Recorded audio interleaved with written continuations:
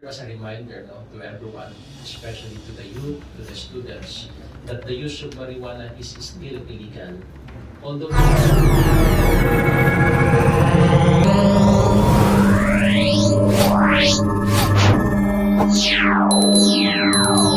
Meron pa kayong reactions or comment dun sa bagong kontrato sa NAIA? Panlaban daw dun sa sa surot at dun sa dagat. Well, it's a welcome development para sa ating bansa. Ito pong kontrata ng nakuha ng San Miguel Group to run and operate na NAIA. I think it is a blessing for our country. Nakita naman natin na isa po sa mga pinagkakaguluhan na destination ngayon sa Asia at maging sa mundo ay Pilipinas. And we want to make sure that, when tourists, when Filipinos, or whoever comes to the Philippines, they're properly attended to with the best facilities, world class. And unfortunately, looking at our airports now, we really need major improvement and influx of enough capital to see improvements quickly. So natutuwa po tayo dito at natutuwa din po tayo sa DOTR. I would like to congratulate, of course, Secretary Jaime Bautista on this initiative, together with, of course, our President Bongbong Marcos. It will not only give better services to our Filipinos, but I think it's a clear sign also for the rest of the country that the Philippines is moving towards the direction of being a first-class, world-class country when it comes to amenities and services being offered by the services of government. As somebody who travels,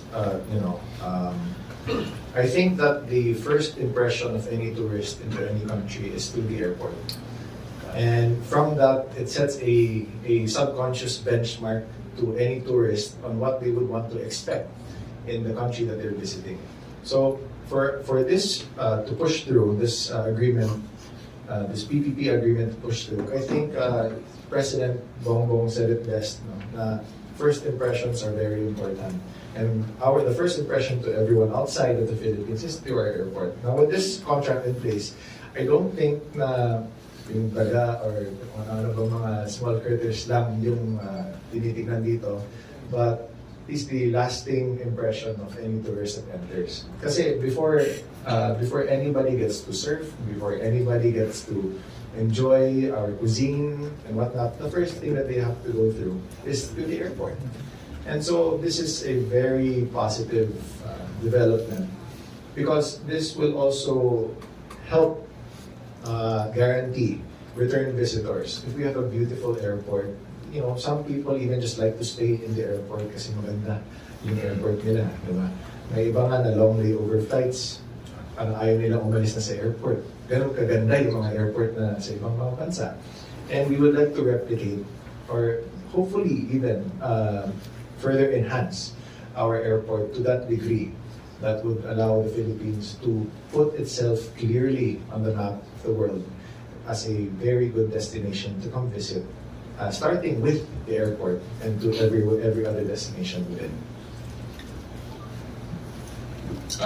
Siguro sobrang excited po lahat actually sa development na to, and we have seen the President take action agad para sa ikagaganda po ng airport. Kumbaga magiging social na po yung airport natin of course with the PPP, and of course we know how San Miguel operates its facilities.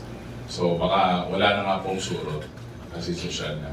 Sana huwag maging bedbugs kasi social eh. Tapos wala na rin apis, hindi na magiging cockroach. Pero kidding aside, I think everyone is excited with this development, especially ang Philippines po kasi ay hot tourism destination pa rin. With all the challenges that we are faced with the tourism facilities, yung mga ports, saka yung mga destinations natin. Pero tingnan nyo yung balik ng tao kasi nga it's really an adventure to go to the Philippines. So, like for us, province po ng La Union kasi parang ano na siya, weekly destination na po yung La Union. And with this, we can add and attract more tourists, not only in the country but also our district as well. Thank you. I think any initiative or move to upgrade services is a welcome development. I agree and I join the statements of my colleagues here na ang Pilipinas mo, we have also much to offer. Not only manpower, but we have untapped resources here. And I'm talking about our tourist destinations.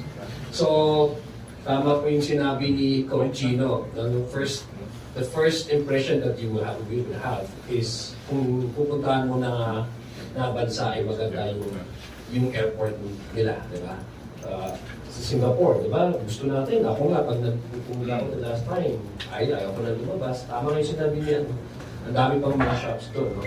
So, let's make our future tourists, no? Foreign tourists, when they set foot here in the Philippines, let's make it memorable to them. No?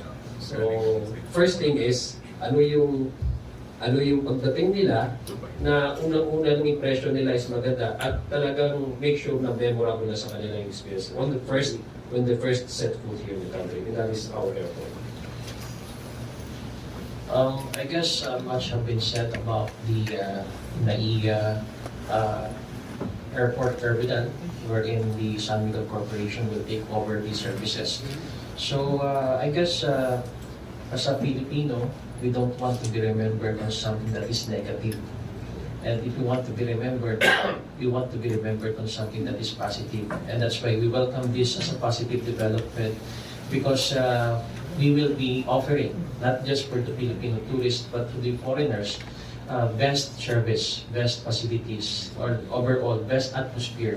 And we want to be remembered as one of the best airports in the world. So aalisin na natin yung stigma na nung mga nakarang taon, lagi tayong napapasama sa may pinaka-worst airport in the world. So with this, we are looking forward and we are very excited for the best services that the San Miguel Corporation is going to offer. And that is something to be proud of as a Filipino.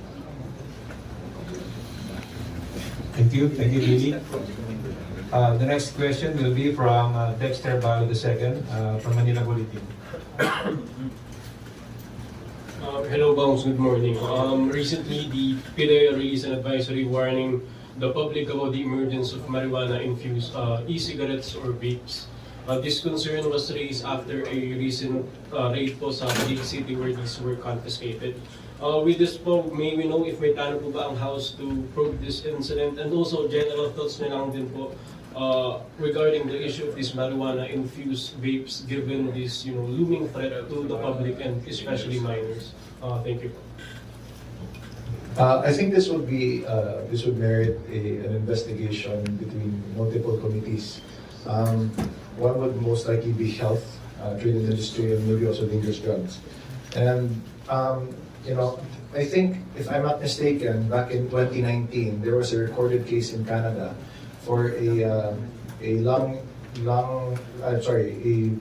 vape-related incident because that vape that was used had THC, which is a component in marijuana, laced and included in that particular vape, which caused a disease called popcorn lung, or I believe it was called bronchiolitis obliterans, if I'm not mistaken. And this is because it was an uncontrolled substance there. And seeing that this has happened here is a very alarming fact. No? This would also be a starting point on how our PDEA would start to look into investigating on the production, on the possible import, or how was this distributed, because this is a very concerning matter. If anything, based on the recommendations of our partners in the PDEA and maybe also in the PNP, then we would be able to tailor fit the legislation required in order to control those substances from hopefully that these substances don't appear any further than it has. It's a very dangerous thing now, and I'm glad that you brought it up. So yeah, thank you for the question.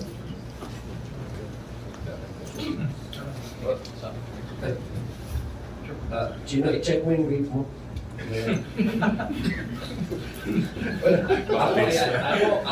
Ako ay support yung should there be any probe, I will support that. Kasi I'm more concerned on illegal drug trafficking in the country. So nagiging creative na rin yung mga illegal drug traffickers. I really want the Congress to really dig deeper into this.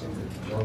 Aside from yung, kasi bawal na talaga ang marijuana is classified as illegal drug. Apart from that, yun nga ang concern ko is, sabi nga ni Kong Chino, the production, the entry of this. So, medyo creative na yung mga illegal drug traffickers. I'm more concerned on that. So, kung meron pong probe na gagawin, talagang susupport ako doon.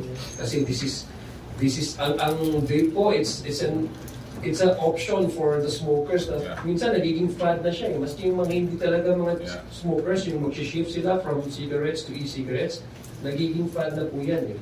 So that they see that as a good market to capitalize on, and these illegal drug traffickers are using this vape kasi masyado na silang creative in order for them to really makuha yung market and then increase their sale ng illegal. So, kailangan talaga ng PDEA, kailangan I think ng batas para dito ma-monitor at saka ma-penalize yung nagpa-manufacture at nagbebenta at pumapasok dito ang mga ganong klaseng illegal drugs na in-infuse nila doon sa mga nagiging fad na ng mga e-cigarettes and vape. To add to this issue, well, yes, I agree that this warrant an investigation or probe by the Congress. You know, one crucial matter to look into is the technology. Now, you know, as technology advances, nagiging creative din ito pong mga illegal drug dealers natin. No? So, in a way not to be identified or hindi po sila makikita agad, pinapasok nila sa vape, making it appear that this is just a usual e-cigarette. So, this should serve as a reminder to everyone, especially to the youth, to the students, that the use of marijuana is still illegal. Although there are talks to amend the RA 9165 or the Dangerous Drugs Act as amended, wherein there are talks to legalize the use of marijuana for medical purposes. But then again, another issue which is to be considered is also the law enforcement agencies. We should always be one step ahead against these drug dealers in our fight against illegal drugs. Thank you. Yeah. Just to add to that note, I think it is necessary for us to ensure that the proper safeguards are in place. Tulad ng sinabi ni Congressman Bungalon, ngayon po tinatalakay po dito sa Kongreso yung legalizing ng cannabis for medical use. So, but with the proliferation of laced vape with THC or with marijuana, this goes to show that we need to improve the safeguards just so that hindi ma-abuse yung isang controlled substance dito po sa ating bansa. Number two, yes, we support any investigation, probe to be conducted by the House regarding this. And of course, we call on PDEA and we call on our enforcement agencies and bureaus to step up when it comes to improving mechanisms in finding out, in investigating kung paano ito nakakapasok. And of course, at the end, yung talagang dapat nakikita natin nasa likuran na po sila ng rehas, yung mga taong nasa likuran nito.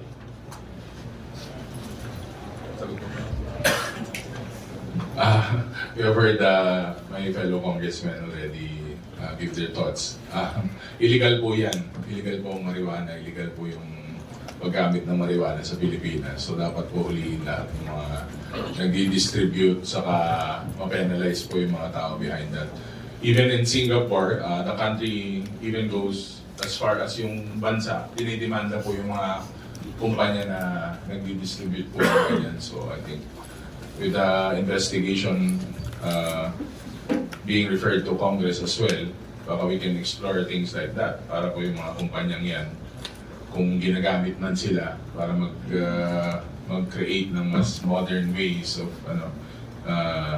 dealing with drugs, eh dapat po na masample na talaga yung mga Can you just quickly, just slightly add also, I think this is not an isolated incident in terms of the reports of illegal substances being used alongside vape components. So, case in point, I believe it was UK who has had reports of these substances being used. And more popularly now, in the countries that allow the medical use of and consumption of marijuana, some companies have gone as far as to extract oils for them to be used in vape devices. So I think with that being, with that knowledge, we can also promote not really promote, but more of we can try to urge our enforcement agencies to look into what is being practiced also outside, so that we have a clear image as to what we should look for within our country as well. So again, let me reiterate that it is an illegal substance. If anything, there were no studies also made on what these pose if it is mixed in a manner of inhalation, in this case on vapes. So it's also very dangerous to the health of any individual. So again, we would support any probe regarding this matter. Thank you, Dexter. I acknowledge Pat Pornes from Radio Pilipinas for her question.